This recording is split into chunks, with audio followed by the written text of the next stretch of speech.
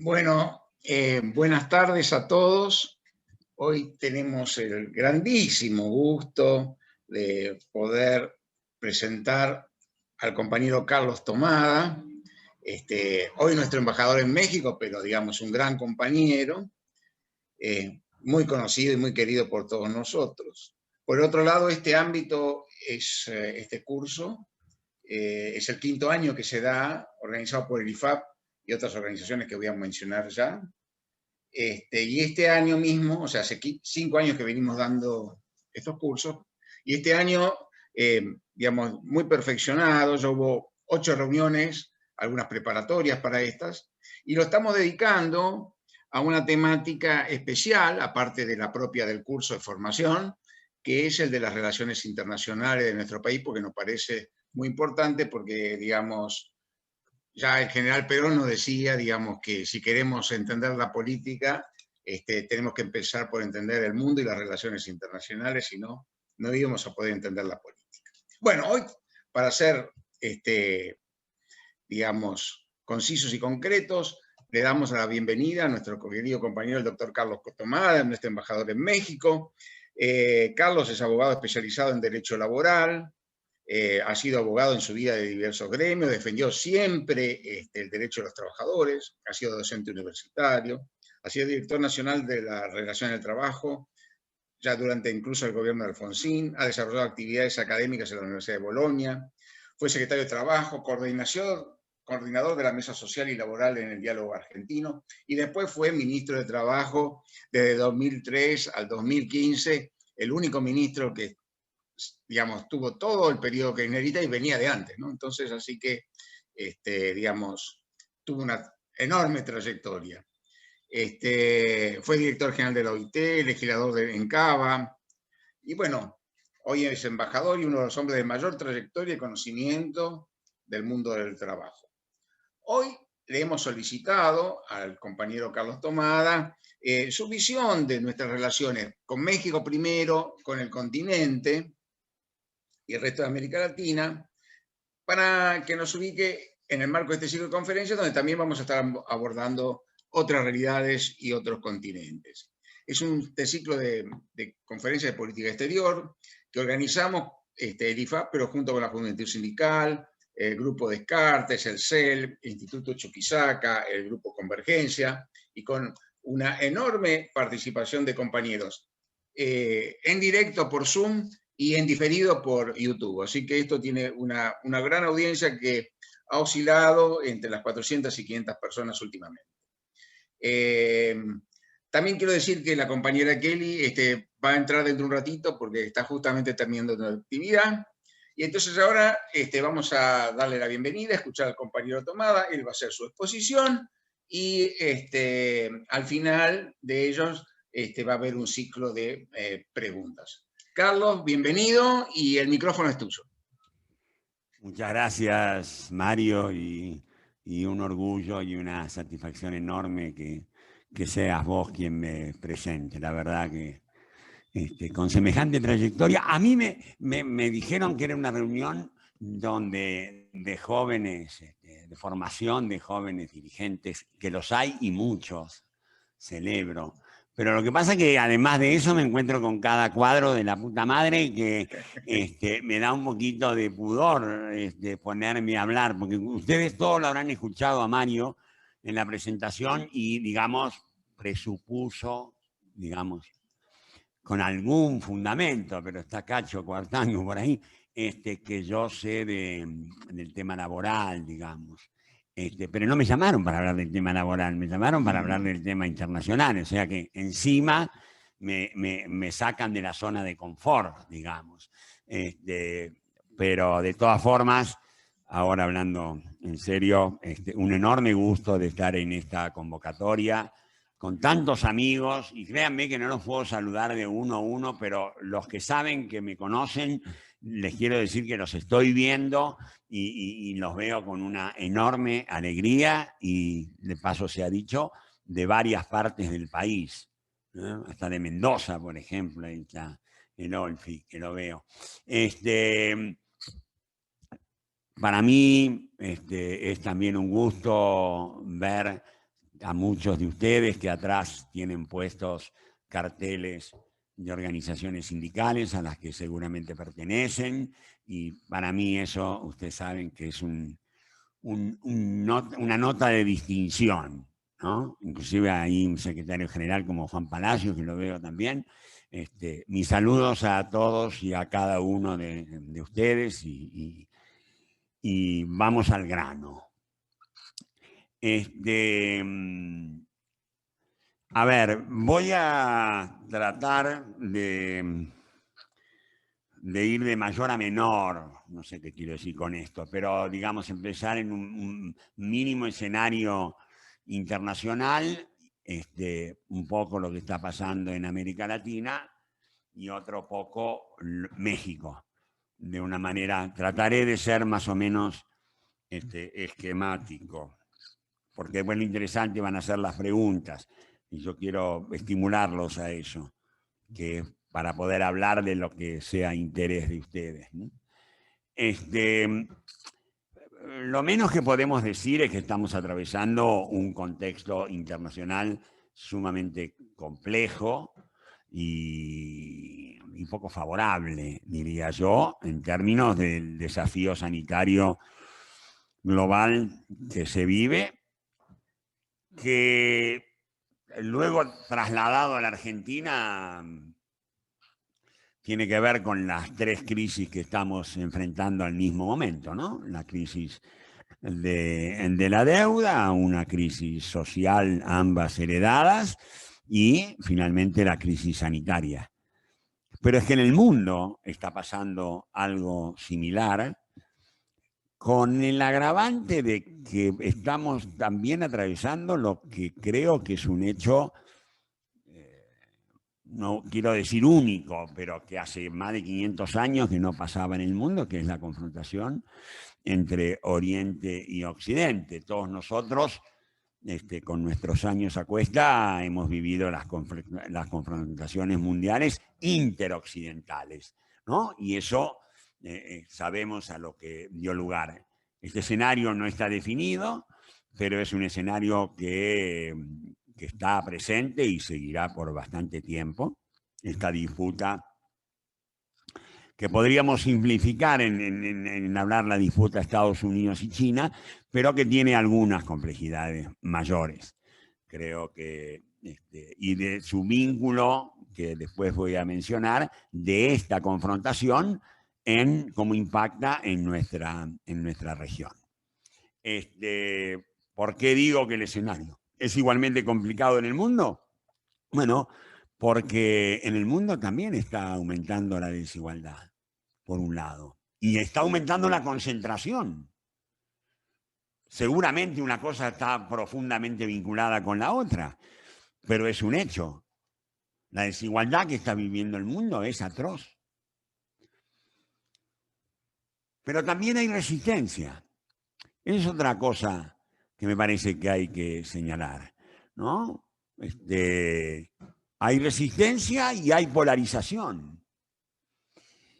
Y en el mundo parecería que los sectores de los vulnerados, de los vulnerables, no tienen demasiadas ganas de seguir soportando estos grados de desigualdad y concentración, al punto tal que vemos rebeliones de estos abusados, rebeliones muchas inorgánicas, rebeliones que no tienen ya el encuadramiento también propio de la Guerra Fría, parecen ser más confusas, pero que llevan a que la gente se movilice, y en América Latina esto es particularmente notable. Frente a eso, hay gobiernos que van y vienen, pocos gobiernos populares o progresistas, no sé, cada uno que lo llame como quiere. Hay pocos hoy por hoy en el mundo. El planteo de la derecha sigue siendo el mismo. Esto también se repite en América Latina. La derecha que tiene una presencia, que emerge una nueva derecha, pero distinta a la que nosotros habitualmente también estábamos acostumbrados a conocer. Digo distinta en cuanto a las formas, en cuanto a la metodología, en cuanto a la manera de intervenir, en cuanto al tono, a la iracundia, al odio, a la rabia con la que se expresa. Eso es nuevo. Pero lo que no tiene de nuevo son las ideas, ¿no? Las ideas que propone al mundo siguen siendo absolutamente las mismas de siempre. Parecerían no haber tomado nota que el consenso de Washington no prosperó, más bien yo diría que terminó fracasando. Y repiten las mismas recetas, pero ahora con un problema, que en general no tienen liderazgos. Las derechas no ofrecen la posibilidad de liderazgos que en otro momento había. Dije que iba a hacer una mención de lo de Estados Unidos y China en nuestra región. Todos los territorios son hoy territorios de disputa. América Latina también. Y América Latina, digamos, no tiene un gran peso, y esto se nota de afuera, un gran peso en el debate mundial. Yo no quiero decir que todo el mundo nos mira. Lo que sí puedo decir es que nadie deja de mirar. Nadie deja de prestarle atención a un continente o subcontinente, que siempre tiene cosas nuevas, siempre ofrece nuevas posibilidades, propone alternativas diferentes. Y hoy por hoy eso es muy notable, no porque haya cambiado, por ejemplo, la mirada de Estados Unidos. Estados Unidos, lo único que le preocupa centralmente de Estados Unidos es que, con respecto a América Latina, es que no hagamos lío, diría Francisco. Que al final de cuentas es su patio trasero y que esté Trump o esté Biden, la verdad es que se queden piolas. No, tenemos otros temas importantes de que ocuparnos y que no de América Latina. Ojo, insisto, el ojo siempre lo tienen encima. China también tiene el ojo puesto en América Latina, pero por otros motivos. Pero también quieren lo mismo, que no haya líos. ¿Por qué? Porque a China lo que le interesan son los negocios. Hoy por hoy, a China, la forma de avance de China, el terreno de disputa con los Estados Unidos, uno de los fundamentales son la actitud china de no solamente de hacer negocios, de invertir, sobre todo en grandes obras, sino también en esto de lo que se da a llamar la diplomacia sanitaria, ¿no? Está claro que China ha tenido un rol muy activo en la provisión de vacunas. Podríamos agregar a Rusia en este escenario también y no olvidar, como algún chino me dijo hace poco, uno nunca se olvida de los amigos que te dieron una mano en la mala.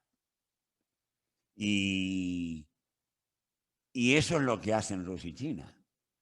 Digamos, es indiscutible que Rusia y China tienen una política sanitaria de apoyo a los países que no tienen fácil acceso a las vacunas, y eso, digamos, es un activo, es un capital en el cual están invirtiendo muy fuertemente. Mencioné a Estados Unidos y no quisiera irme del tema sin decir algo que hoy se habla mucho, que es el tema, la cuestión de, bueno, ahora Biden esos chistes de decir Juan Domingo Biden y todo eso, como decía Diana los otros días, bueno, con Perón déjenlo tranquilo, ¿para qué? ¿Por qué Juan Domingo Biden? En todo caso, Franklin Delano Biden. En todo caso, se puede parecer más a los planteos que hizo Roosevelt en el famoso New Deal y en un discurso que es de los sectores del Partido Demócrata que parecían haber quedado trasnochados. Y acá por eso yo quiero señalar una cosa. No está mal que le prestemos atención al discurso de Biden. Veamos después qué es lo que hace, ¿no? Veamos después qué es lo que hace. Pero sí que es impactante el discurso de Biden y entre comillas, una especie de legitimación de un discurso que, desde el consenso de Washington, valga decirlo, en el mundo no había tenido expresiones fuertes. Me refiero a una recuperación del rol del Estado, me refiero a la reivindicación del rol que cumplen los sindicatos en la sociedad moderna, la importancia de tener una clase media consolidada, el tema de plantear que el que más tiene que aportar. Esto dicho en boca de un presidente de los Estados Unidos, indudablemente que impacta en el discurso mundial. Yo me quedo con el Biden de su discurso interno y lo tomo como eso. Ahora, como líder mundial y como presidente de los Estados Unidos con relación a la región, no espero ni más ni menos que lo que siempre ha hecho el gobierno de los Estados Unidos. Digo, me parece, porque si no tendríamos que decir que las cosas han cambiado, han tenido de todo en estos últimos años. Y sin embargo, ¿qué? Digo, pasamos del primer presidente negro, pasamos al energúmeno de Trump, ahora tenemos el sereno demócrata que parece que se disfrazó de Bernie Sanders y entonces el discurso es progresista. Ahora, con Venezuela la política no cambia, con Cuba la política no cambia, con América Latina la política en general no ha cambiado, la base de Guantánamo sigue estando en donde está. Quiero decir, no tengo por qué pensar que haya demasiados cambios con respecto a la región por los cambios de presidente. Lo que sí me parece importante señalar, esto no es mío, esto me lo dijo un asesor antes de las elecciones, un asesor de estos electorales que hay ahora, me decía, la importancia del presidente norteamericano es más el tono que le da en general a la política que porque se produzcan grandes cambios en la toma de decisiones. ¿Qué quiere decir? Para traducirlo rápido, Trump presidente es más cómodo para Bolsonaro, para un Bolsonaro. Trump presidente es más cómodo para Duque en Colombia.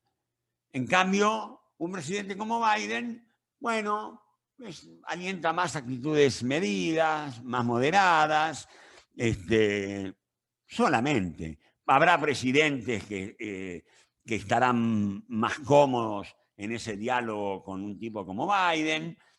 Nosotros mismos nos puede ayudar una mirada menos ofensiva sobre el multilateralismo, más comprensiva de ciertos acuerdos internacionales, pero cambios de fondo, difícil.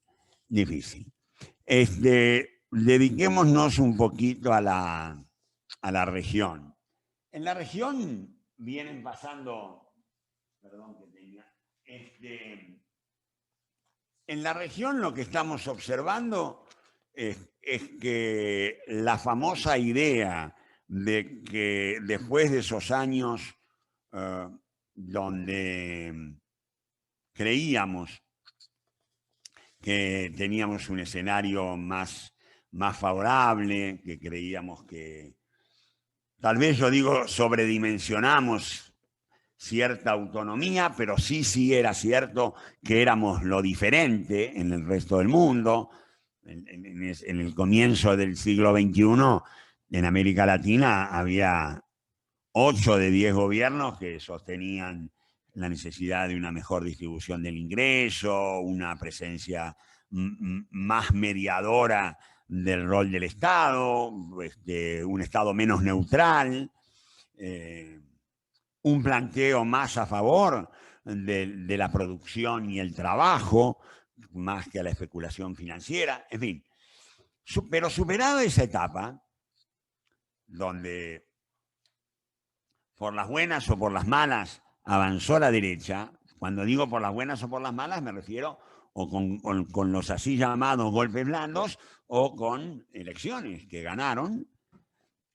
Hoy estamos viendo, me parece, un escenario, se repite mucho esta frase, un escenario en disputa.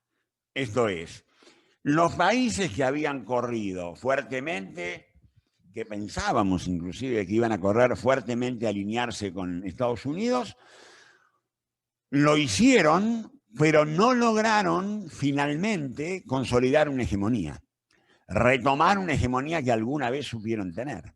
Y hoy tenemos países y gobiernos que, por ejemplo, están a favor de la integración, cosa que los gobiernos de derecha de América Latina siempre han estado en contra. Y hoy crecen los gobiernos que vuelven a retomar o adaptan algunas miradas más populares. Digo, pienso en Argentina, pienso en Bolivia, pienso en el escenario futuro de Chile, pienso en la posibilidad de un regreso de Lula. Me parece que ahí tenemos por lo menos no pueden decir que son hegemónicos y que finalmente tienen una dominación de la región de América Latina. Ese es el contexto en el que se desenvuelven las relaciones entre México y Argentina. Acá quisiera poner algunos acentos.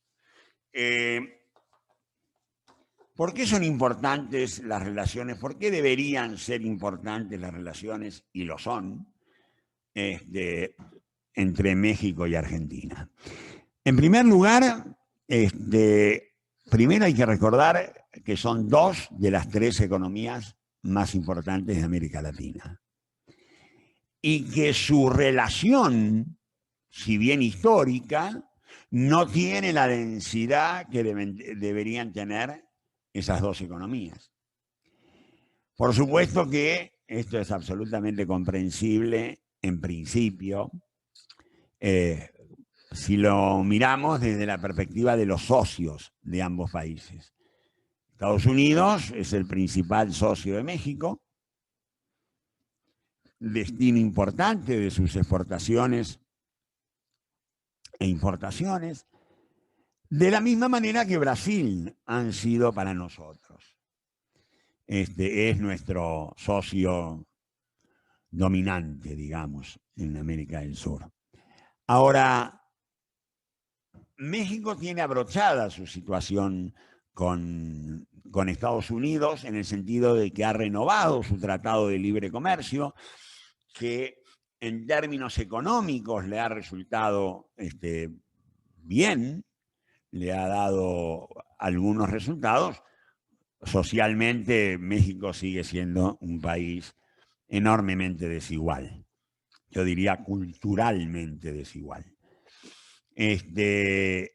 Y nosotros, o sea que eso hace que México haya tomado la decisión de lo que ha llamado el presidente López Obrador tener una mirada austral.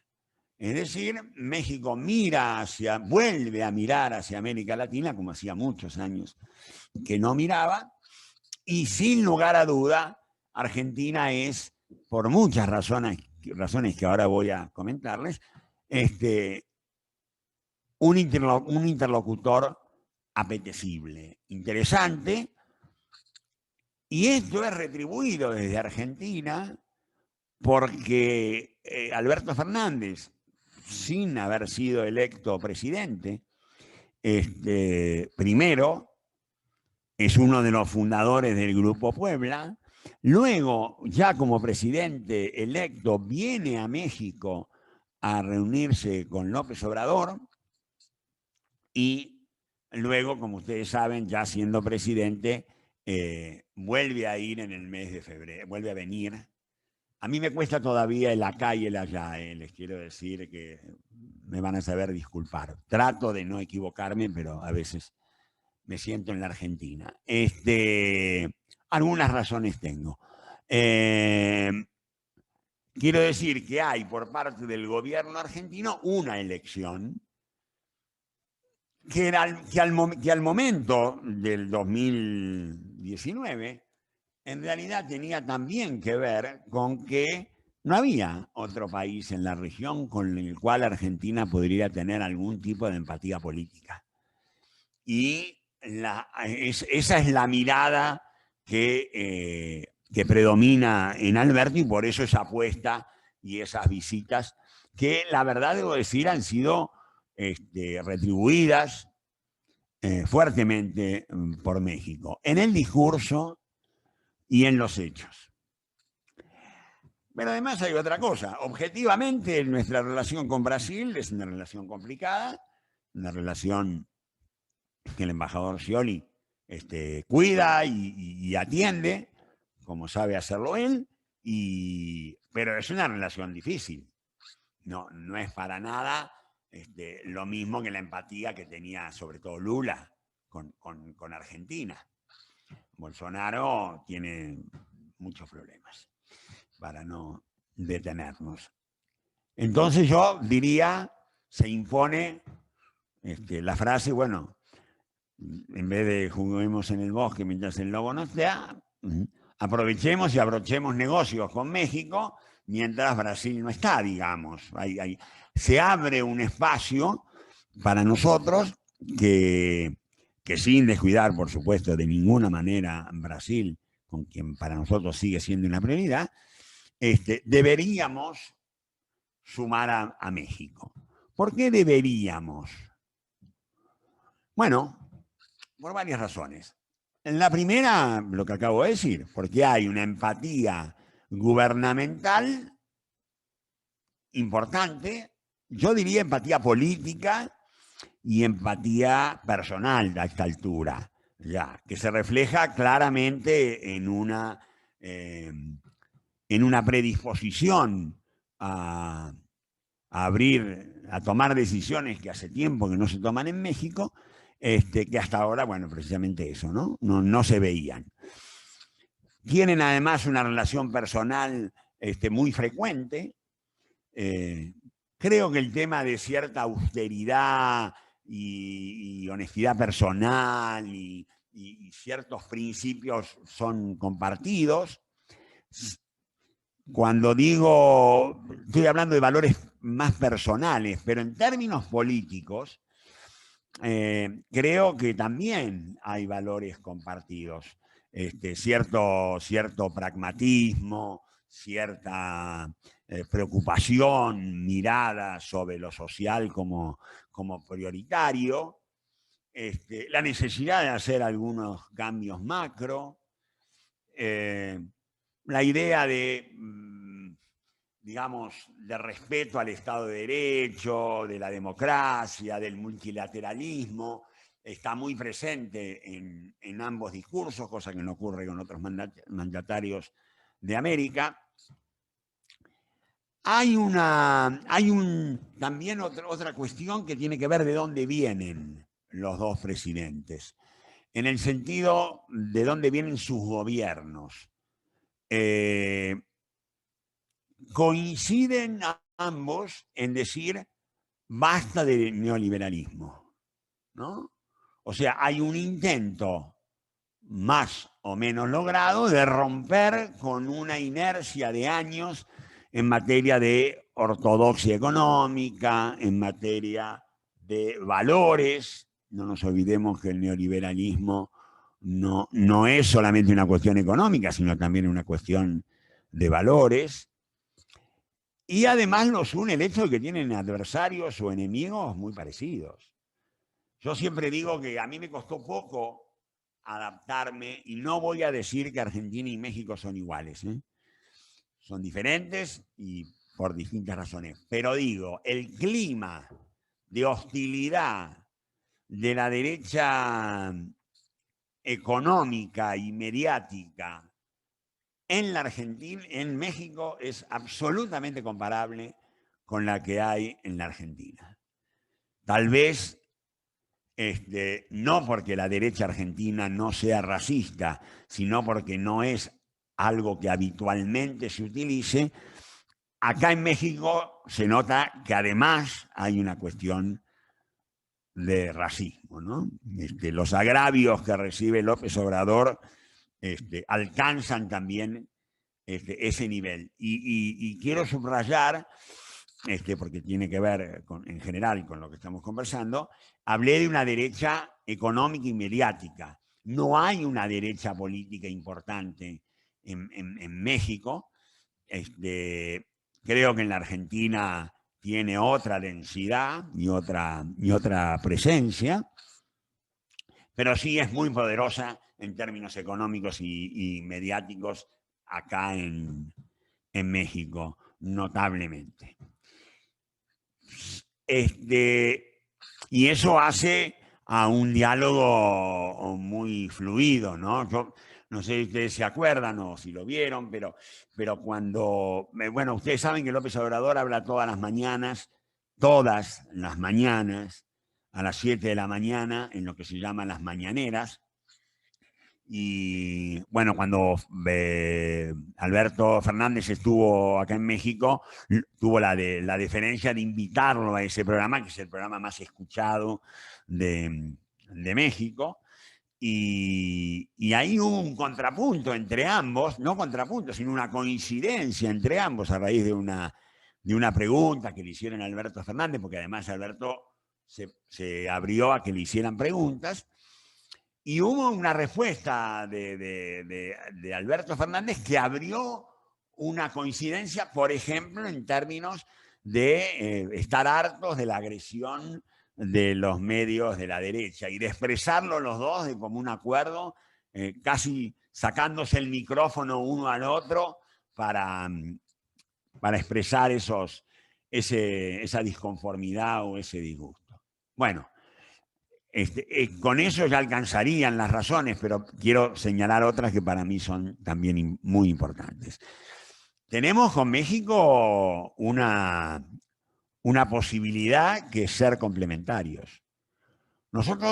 Nuestra economía con la de México es absolutamente complementaria, también en términos estacionales y también en términos de talento y plata, si me disculpan que lo diga de esta manera. ¿Qué quiero decir?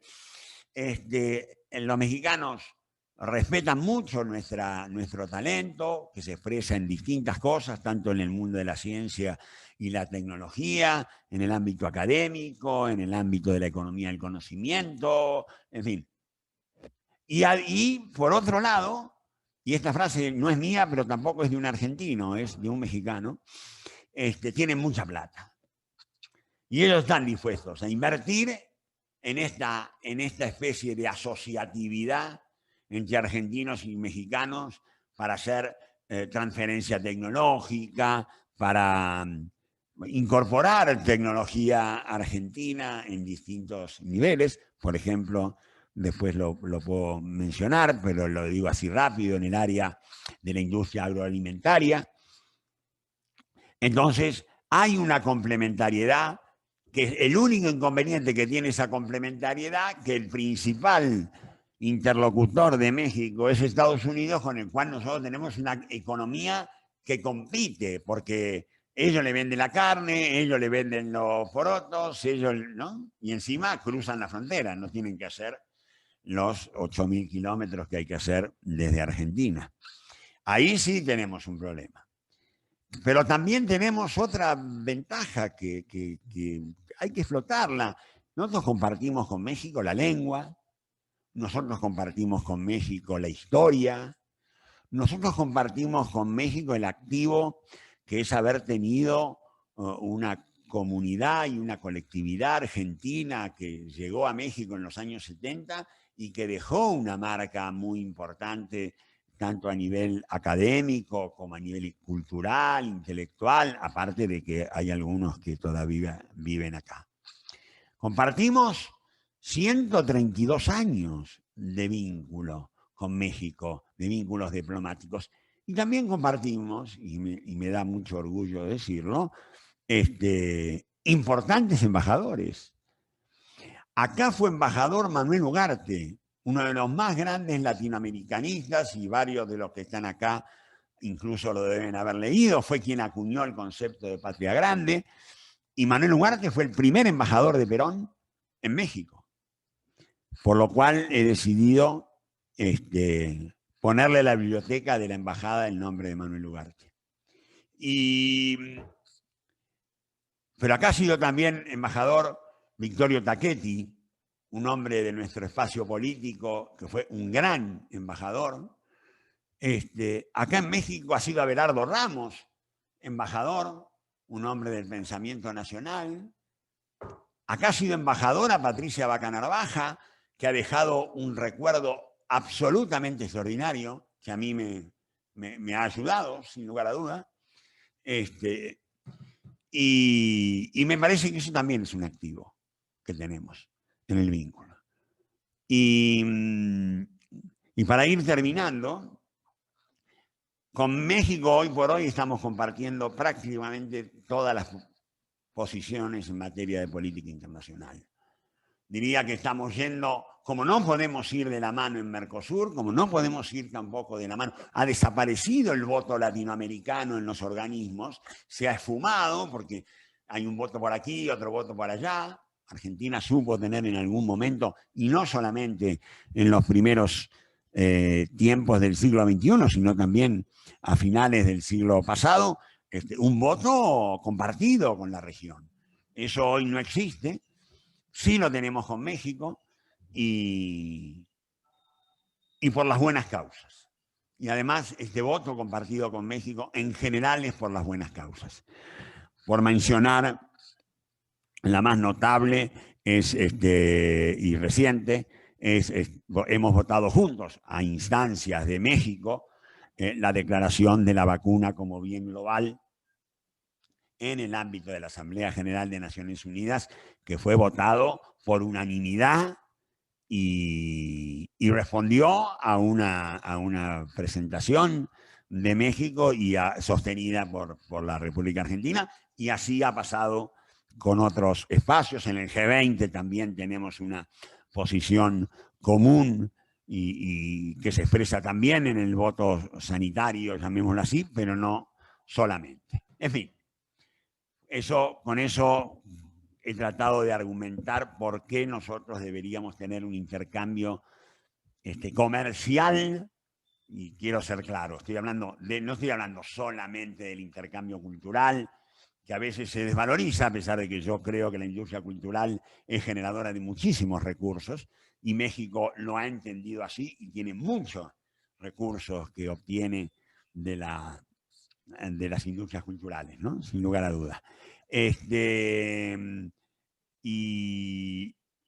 este escenario, para ir redondeando y pasar a las preguntas, ¿qué estamos haciendo con esta oportunidad, con esta posibilidad y con esta empatía que hoy hay?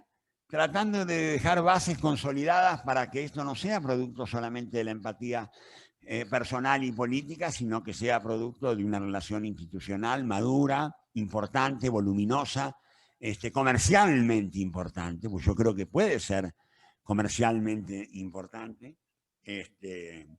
Ojalá se mantenga en el tiempo el vínculo político, por supuesto. Se lo deseo a ambos países y me lo deseo a mí. Nosotros venimos trabajando, como ustedes saben, a pesar de seguramente lo único que han escuchado es la campaña de descrédito, pero decirles que en el tema de la vacuna, la colaboración entre Argentina y México ha sido muy importante. El acuerdo que tienen firmado con Astra, dos laboratorios, uno mexicano y otro argentino, está produciendo resultados. Por supuesto que ha habido tropiezos, como ha habido en todas las vacunas, en todos los procesos de distribución de vacunas y en todos los procesos vacunatorios. No hay país que haya podido, ni siquiera los que se han guardado vacunas para vacunar 3 veces a su población, todos han tenido problemas, porque se han encontrado con desafíos inesperados. Yo no sé si tenemos a veces dimensión de lo que significa haber vivido una pandemia en tiempo real, ¿no? Y si bien la ciencia demostró capacidad como para dar respuesta, en menos de un año encontró la respuesta, lo cierto es que todo el proceso de consolidación de ese avance científico es tortuoso. Por donde lo miremos es tortuoso. Primero porque estamos observando idas y vueltas en términos de pruebas, en términos de reacciones frente a todo tipo de vacunas, que esas no las vivíamos antes porque ese proceso que duraba entre 3 y 5 años, no lo veíamos. No era en vivo y en directo, digo, para los de mi generación. Acá estamos viviendo la consolidación de una vacuna en vivo y en directo, es inédito eso, además de la rapidez en la discusión. Pero digo que la ciencia no fue acompañada por lo mismo en términos de los intereses de los laboratorios, no fue acompañado por la política, no fue acompañado por las vías diplomáticas. La verdad que la ciencia estuvo a la altura, pero mostró también los límites, que es, vos podés tener el remedio, pero si no tenés otras cosas más, con los remedios solos no se resuelven los problemas. Esto fue una digresión vinculado con la vacuna, decirles que el proceso está concluyendo.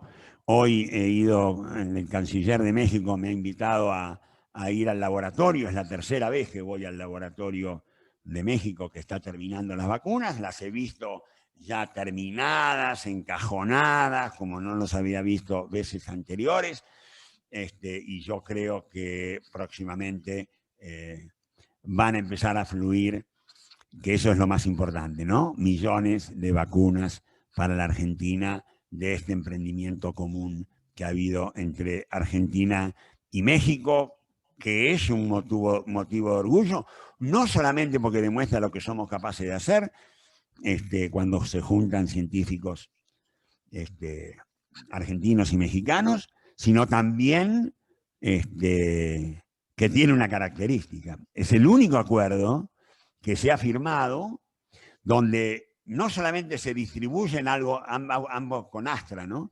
AstraZeneca, no solamente se distribuyen proporcionalmente a la población que tienen, sino que además es la más cara, es la más barata, pero además hay contemplado un cupo importante de 50 millones de dosis para el resto de América Latina.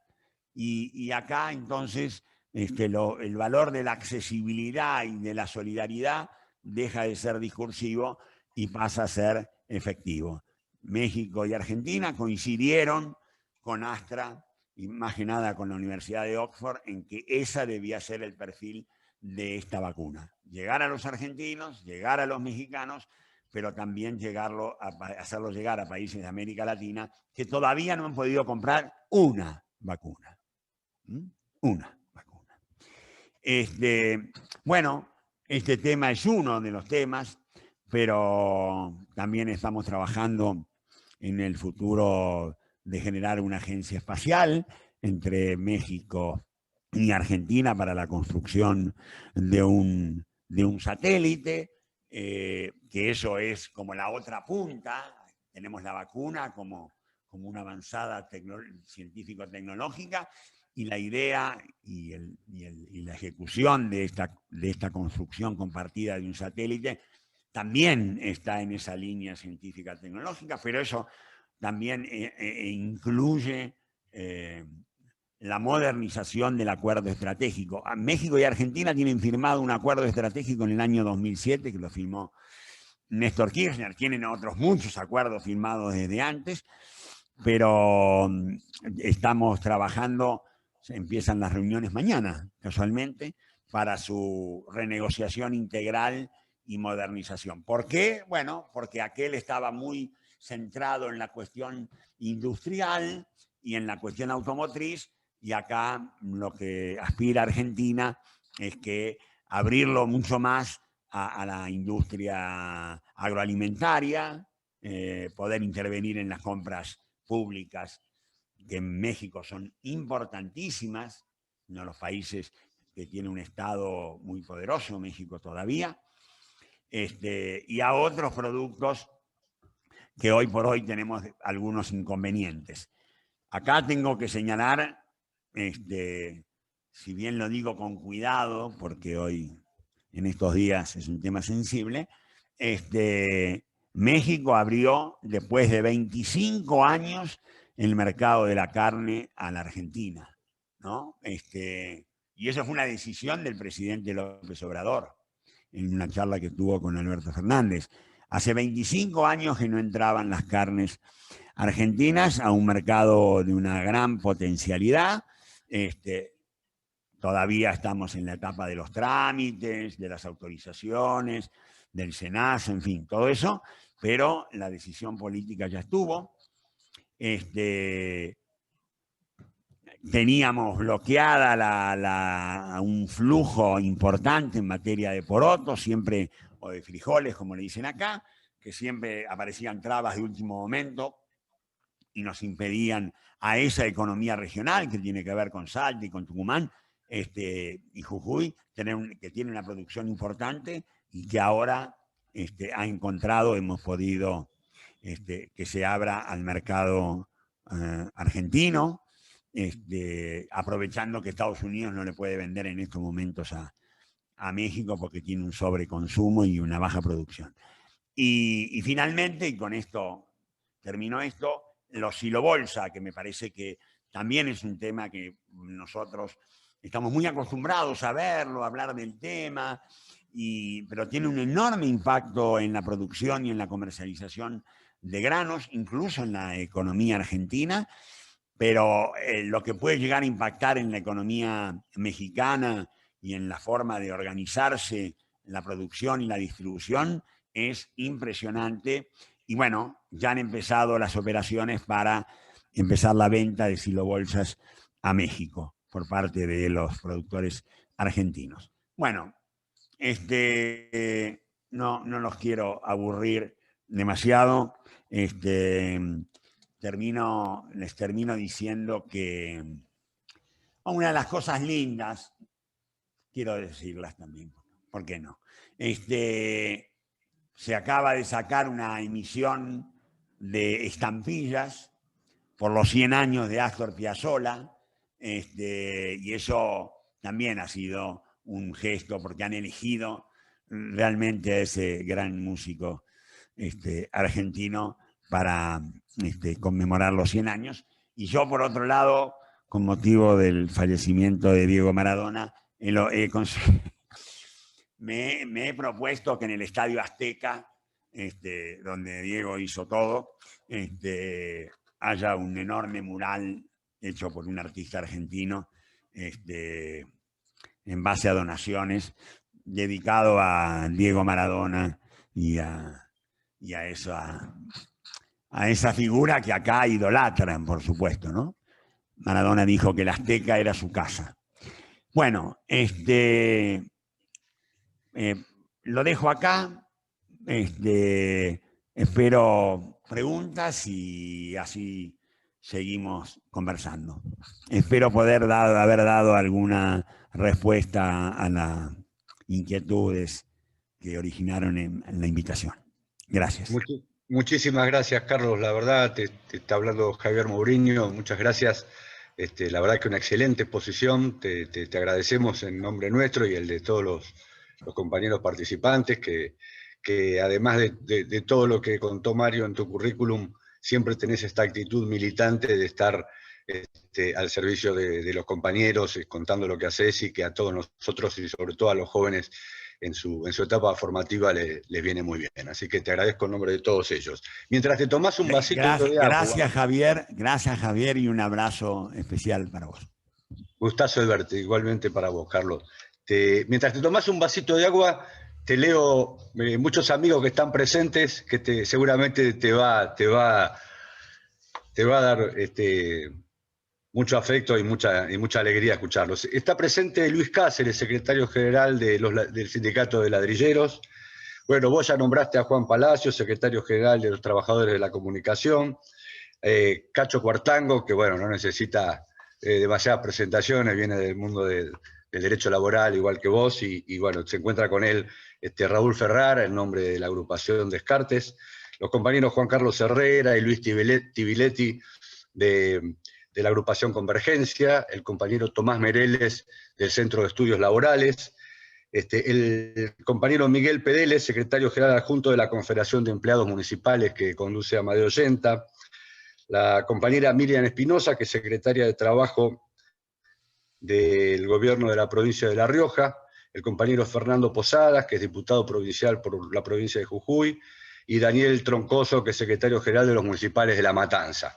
Bueno, y una gran, como ahora has visto, pasó una cosa que tiene mucho que ver con vos y con la calidad del curso, ¿viste? Empezaste con 110 participantes, ya tenés 187, así que bueno, es al revés de lo que pasa. Eso muestra la avidez de los compañeros por aprender y sobre todo por escuchar.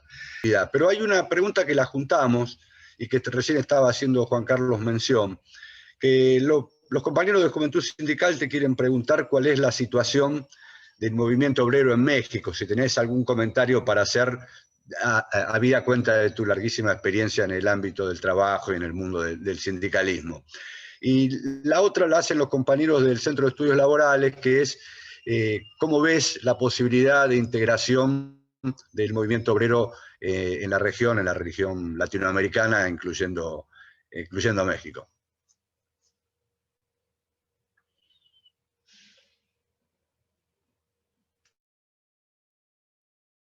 Estás muteado, Carlos.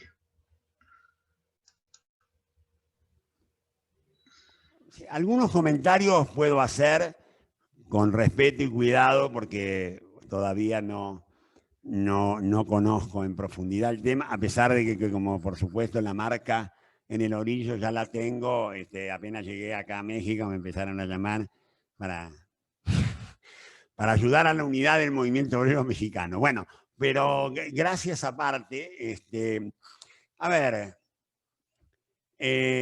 lo más importante para decirles a los compañeros es que el movimiento obrero argentino, el movimiento obrero mexicano tiene un enorme desprestigio.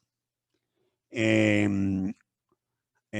un gran movimiento obrero, una rama importante del PRI, pero eso forma parte más de la historia.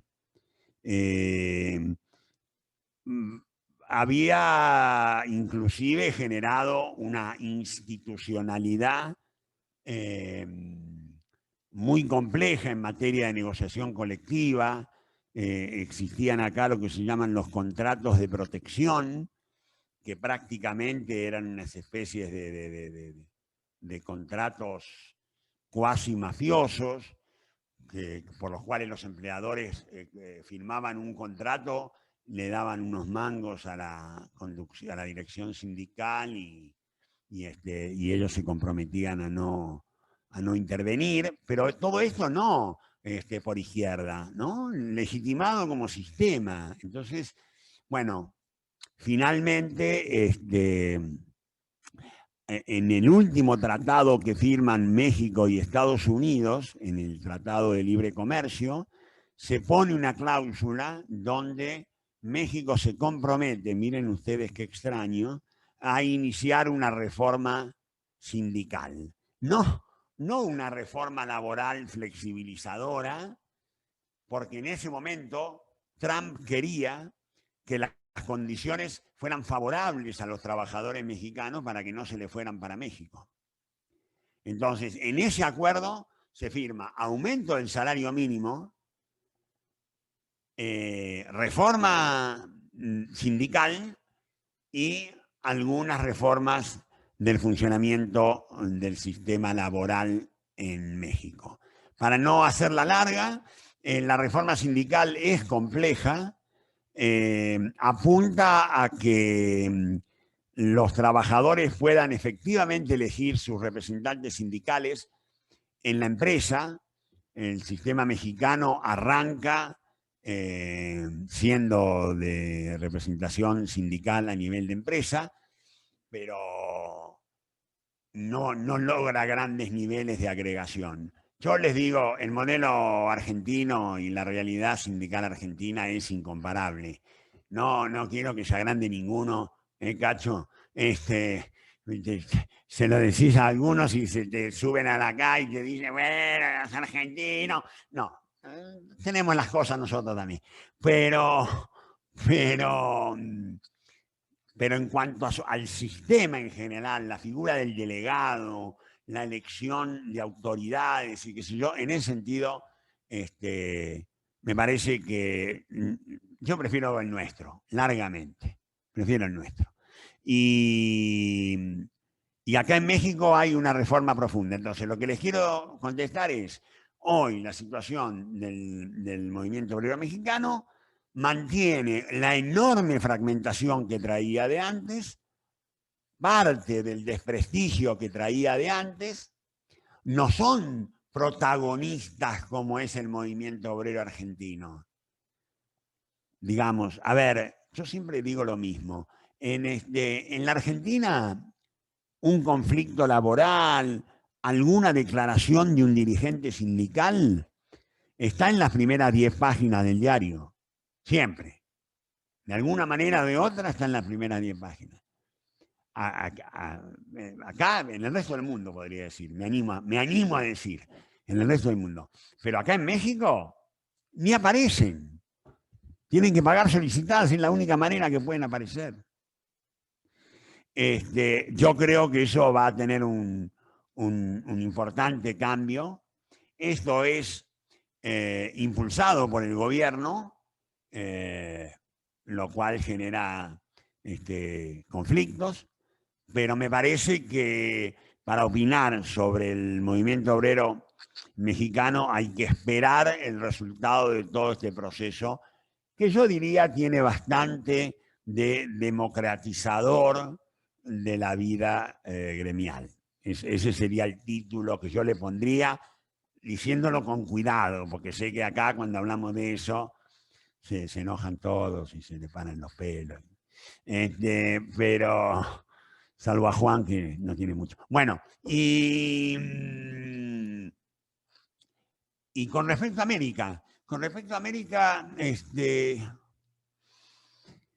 me parece que no es un buen tiempo sindical, ¿no? Un poco a caballo de esta fragmentación que yo hablaba, si a la fragmentación que hay en general en los movimientos sindicales de toda América Latina le agregás la aparición, no reciente, ¿no? Sino una aparición ya que tiene larga vida, de los movimientos sociales, y encima la desaparición de los organismos de integración como eran UNASUR, CELAC, bueno, el deterioro que hoy tiene Mercosur, que eran ámbitos donde el sindicalismo de las Américas había hecho baza. Me parece que este es un mal momento, y creo que hay esfuerzos de la Central Sindical Internacional para ver qué se puede hacer para volver a darle mayor presencia al sindicalismo latinoamericano. Lo digo a pesar de que la vicepresidencia de la Central Sindical Internacional, o sea, la Central Mundial, está en manos de un latinoamericano como Víctor Báez, pero me parece que es más por repartija territorial que por un problema de verdadero peso en el tema. Gracias, Carlos. Dos preguntas del orden comercial y económico bilateral. Una tiene que ver con la industria automotriz, que ya hiciste algunos comentarios, pero bueno, la posibilidad de que se incluya en los tratados y acuerdos y el intercambio comercial en México, si viste la posibilidad de que tenga que ver en algo la energía sostenible, en este caso el tema del litio y los automotores eléctricos, y si sabés, tenés algún comentario para hacer en ese sentido. No. Ustedes saben que el capítulo automotriz con México es tal vez uno de los más complejos que tenemos, y les comenté que se iniciaba mañana una discusión de renovación y modernización de lo que se llama el acuerdo estratégico, el acuerdo comercial estratégico. Ahí un tema prioritario va a ser y es el tema automotriz, sin lugar a duda, que de alguna manera condiciona también el resto de la negociación. O sea, el tema automotriz, Javier, ahí es el 50% de la negociación. En términos donde nosotros siempre estamos complicados porque, bueno, ellos tienen una mano de obra muy barata y han desarrollado una industria de autopartes donde antes eran las famosas maquilas, ahora han fortalecido una industria automotriz. Es un problema que tenemos. Pero de paso quiero aprovechar para decir algo que no corre por mi cuenta. Yo lo podría decir también, pero no soy yo el que lo dice. El rol que cumple SMATA en la negociación, incluso internacional, es francamente destacable. Les diría que es uno de los motivos por los cuales Argentina está en condiciones de negociar bien con México, por la creatividad, por los estudios, por los aportes, por la comprensión del problema, por la defensa de los trabajadores en ese contexto que está haciendo SMATA.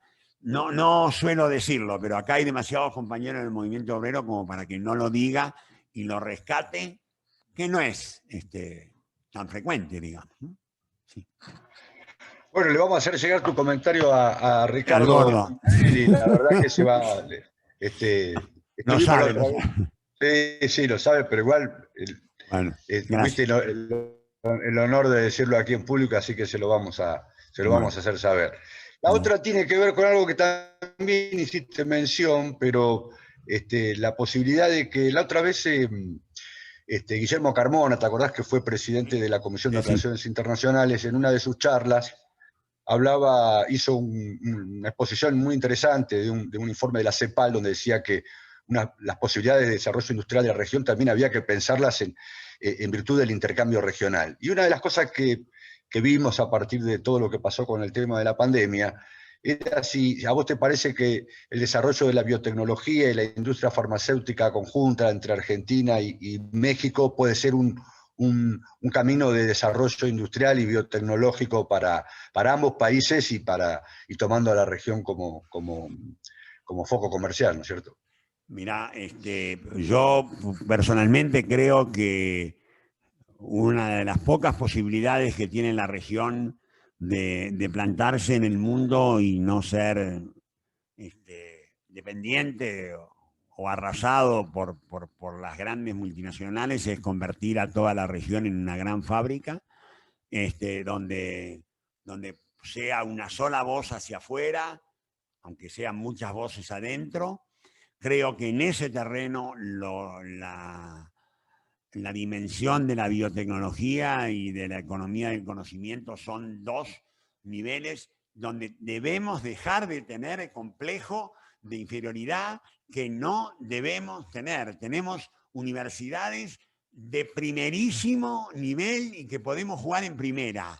De hecho, se está trabajando en el ámbito de la CELAC, que es el único ámbito que quedó de tipo de integración latinoamericana, y además es el único ámbito donde están todos los países de América Latina, absolutamente todos. Y en ese ámbito se están trabajando 8 universidades, por supuesto que hay de Argentina, 2 de Argentina, creo que 2 de Brasil, una de Colombia y una de Chile, algo así. Ya se está trabajando en el tema de la vacuna propia, de sumar las voluntades y las investigaciones que en materia de vacunas se están haciendo en cada uno de los países, ya no la reproducción de la tecnología rusa o de Oxford o lo que sea, sino la vacuna propia. Se están juntando para hacer una vacuna para Latinoamérica. Yo creo que ese es el camino, pero sin lugar a duda, no es fácil, y no es fácil cuando hay gobiernos de tan distintos signos, ¿no? También. Pero es el camino. Gracias, Carlos. Le voy a dar entonces la palabra a Cacho Cuartago, que te quiere saludar, y después a los compañeros de Juventud Sindical para que te hagan algún comentario y te agradezcan. Dale, Cacho, por favor. Dale a Oscar Cuartago, Adrián.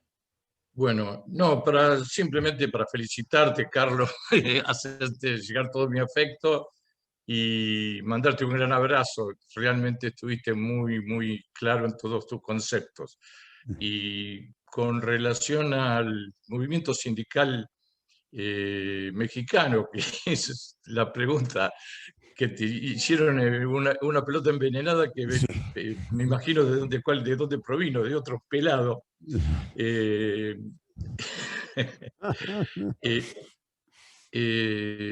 Pero bueno, ha sido muy bien respondida. Y quiero mencionar también a la compañera Paula Espinosa del sindicato de Juan Palacios, de ATRAC, de La Plata, que está a cargo de la Secretaría de la Mujer.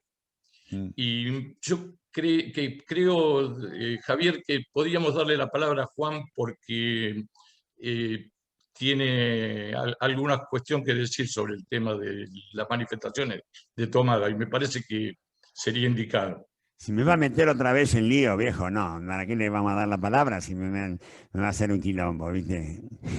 Habilitalo a Juan Palacio, entonces, para así tenemos un poco de diversión con Palacio y Carlos. Adrián. Hola, Juan, bienvenido. Buenas tardes, Javier. Buenas tardes, Carlos. Buenas tardes a todos los compañeros y Cuartango para vos también. Para mí es una alegría compartir este espacio.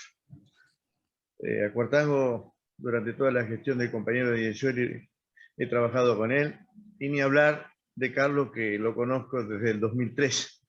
Yo le dije que era el ministro Guinness. Nadie ahí en la historia puede venir a mi ministerio de trabajo, que ninguno duró lo que duró este hombre. Es como un magicliete, más o menos igual. Pero bueno, primero quiero felicitarte, Carlos. No es fácil ser un hombre del derecho, del trabajo, tantos años que le dedicaste con mucho amor a esa profesión y una lealtad incondicional, fundamentalmente, más allá del gobierno que representabas, a nosotros, los dirigentes sindicales, que buscaste siempre de velar por los trabajadores. Hoy te toca cumplir otro rol, que es el ser embajador. Creo que tanto vos como Daniel Scioli son las vedettes, porque son los que están buscando los negocios y trayendo trabajo para Argentina, que hoy nos hace falta.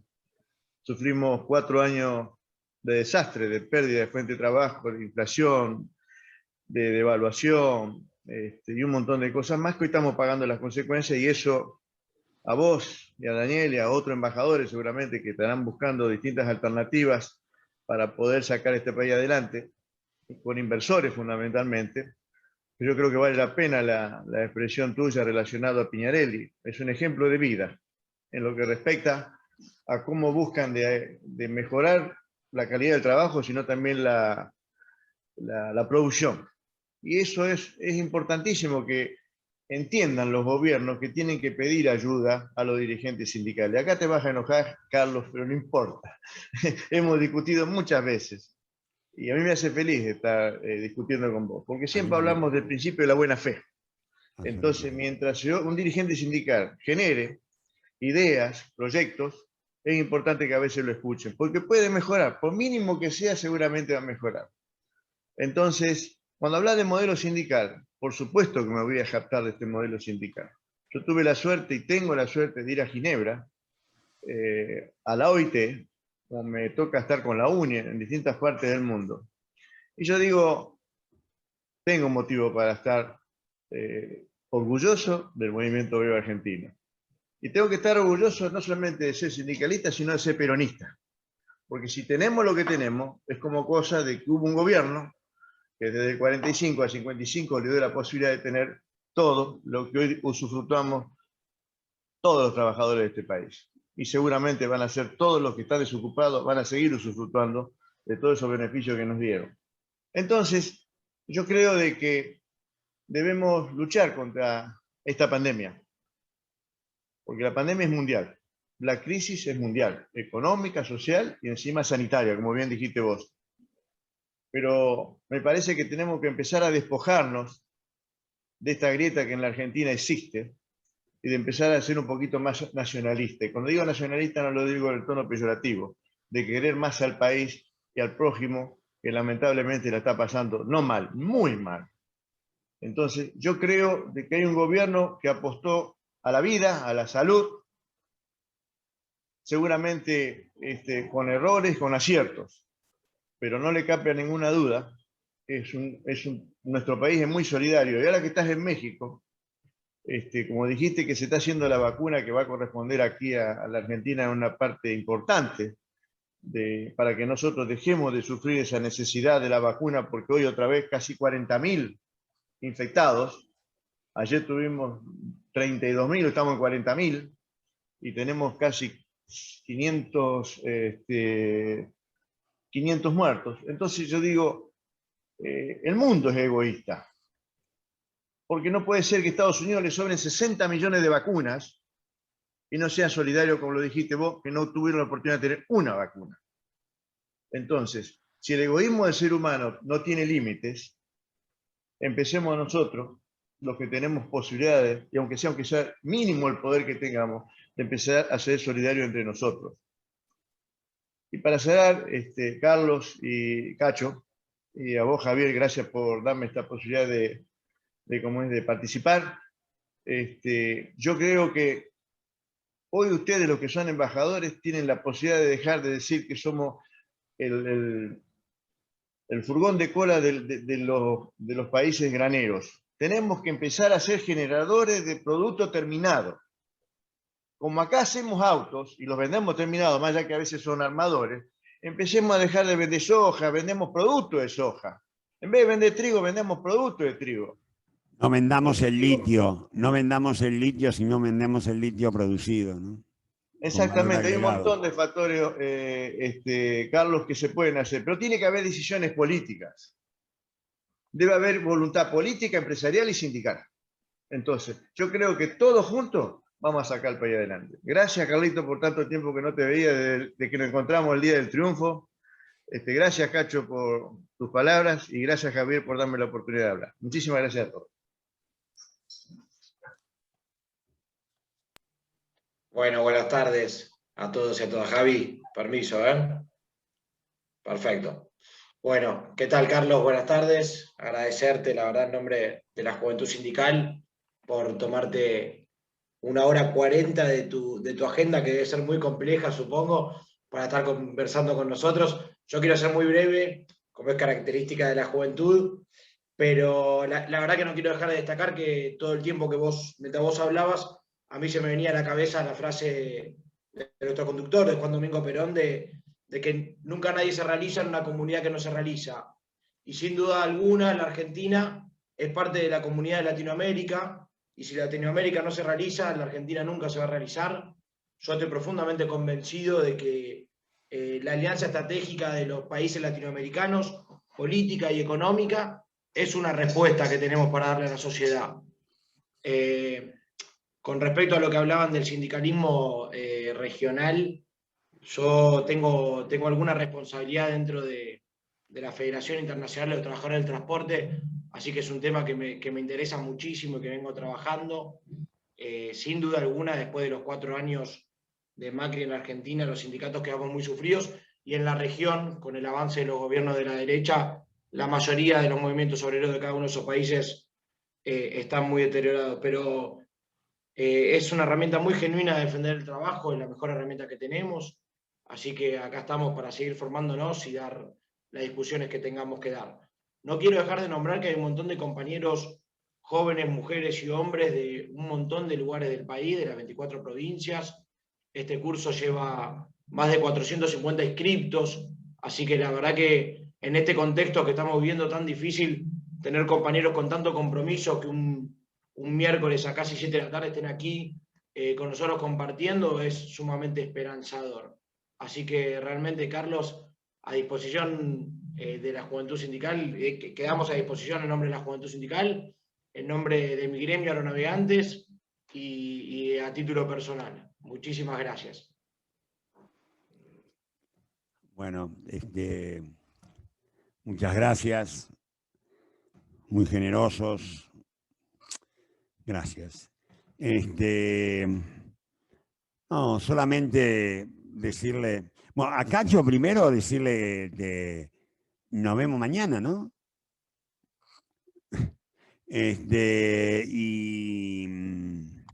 Y decirles algo, ya que hubo algunas referencias, incluso a mi persona.